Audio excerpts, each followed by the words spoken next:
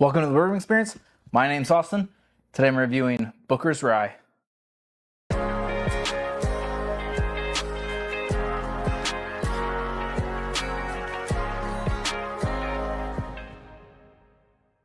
Okay, welcome back. Today I'm going to be reviewing a really special bottle. It's the 2016 limited edition Booker's from Jim Beam, the Booker'S Rye. Now I got this sample from a buddy of mine who actually made a replica label and waxed it and everything, so kind of cool, but they never came like this. This is just a little sample. It's a little guy, and it's not, it wasn't distillery produced or anything like that. Before I get into this, if you could please like, comment, subscribe. I'd really appreciate it. It helps my channel grow. I'm trying to get my sub numbers up, so if you do that, really simple, you just press that little button. It helps me out a ton. So in light of the Little Book Infinite, Booker's Reserves, and all the kind of releases that Jim Beam has been putting out lately, this is one that I've always wanted to try, first off, and then review, secondly. This bottle is pretty commonly revered as the best rye ever made, or the best rye that people have tried who have tried it. And for some reason, this has been popping up a lot lately, kind of in the whiskey circle. I've seen a bunch of these pop up on secondary. Stuff and Whiskey had a couple reviews recently that both featured this bottle. And I've just seen in comments and a lot of other whiskey tube reviewers, like this just seems to be really prevalent right now, just popping up left and right. So kind of fitting and a good time for me to get this out for anyone who wants a current review on it. So, oh wow. This nose is way cleaner than what I would have expected. There is no beam nuttiness on this. Yeah, that's interesting. I'll say that it's got a good color on it. Color seems nice and dark. But yeah, caramel. Maybe a little bit of like caramel popcorn, maybe, but yeah, it has this rickhouse smell to it. Yeah, just this clean, but still rickhouse, caramel, like thickness to it.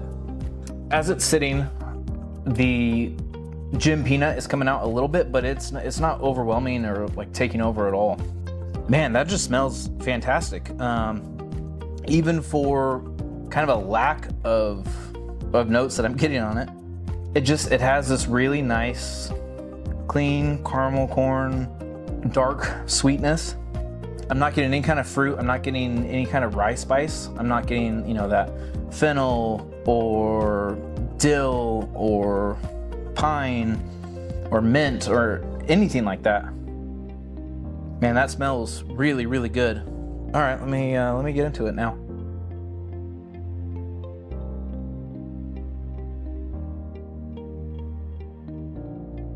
Okay, so if there was maybe some lack of flavor or oomph on the nose, it's certainly not coming through on the palate. Man. And then coming back and nosing it afterwards, yeah, a very caramel corn forward nose after tasting it.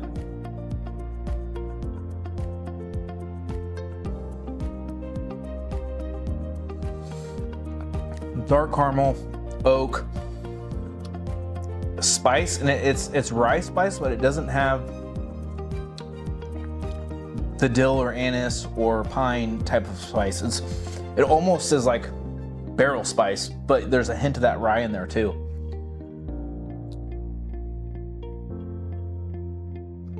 Okay, the more I drink it, the more I'm starting to pick up on the finish, that rye finish, that rye-ness to it.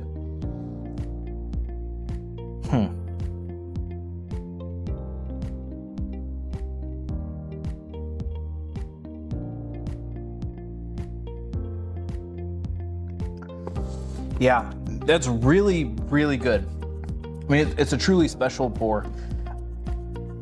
Now, for my honest opinion, not that it's ever not an honest opinion, these are going on secondary right now for $2,000, or right around there. I don't think this is anywhere near a $2,000 bottle.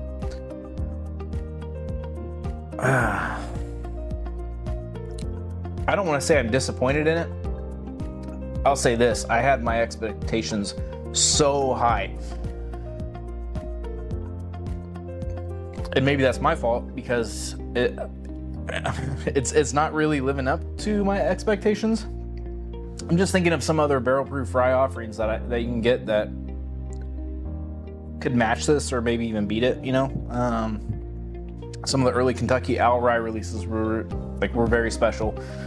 You get some really good barrel picks that are MGP sourced, that are barrel proof, that are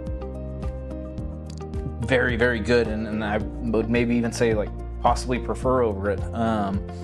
You know, Thomas H. Handy, completely different ball game. Thomas H. Handy is that orange candy sweetness, so good, and it definitely lives in a different realm of tasting notes and kind of profile. They're very different from each other, but I would prefer like a Handy.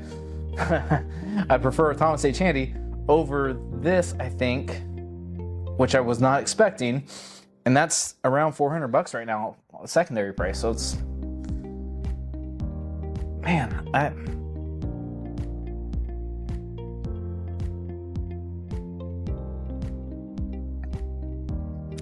yeah, just dark, sweet oak. The more I drink it, the more that rye comes forward. It's on the finish, but I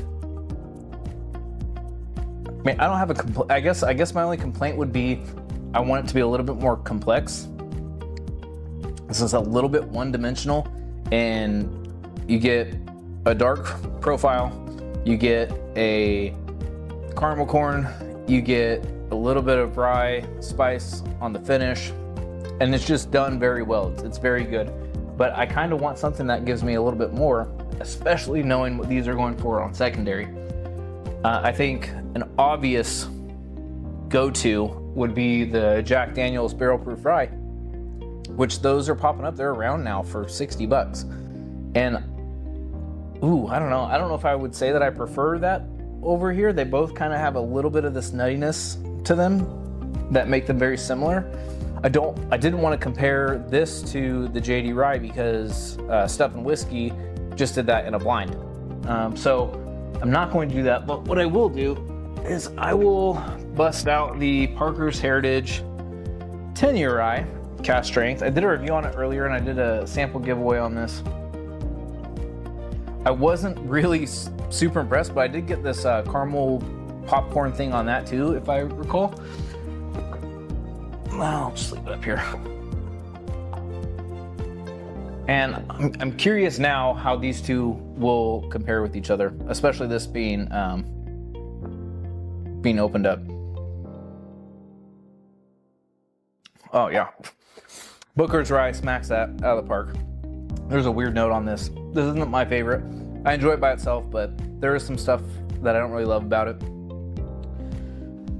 But yeah, Booker's Rye is great. Is it worth secondary? No. Are there better alternatives? Yes. What would that alternative be? JD Barrel Proof Rye.